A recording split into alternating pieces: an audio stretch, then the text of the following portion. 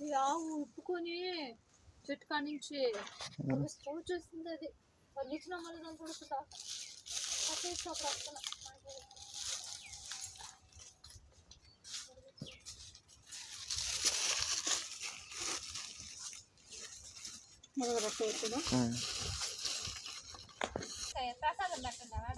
పెడతా మామిడికాయ కోసి అందులో దాంట్లోకి వస్తాను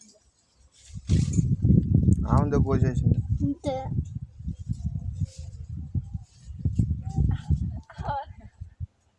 నాయన ఏం భక్తురాలు నాయన, నా చెట్లో నాకే కోసి పెట్టింది.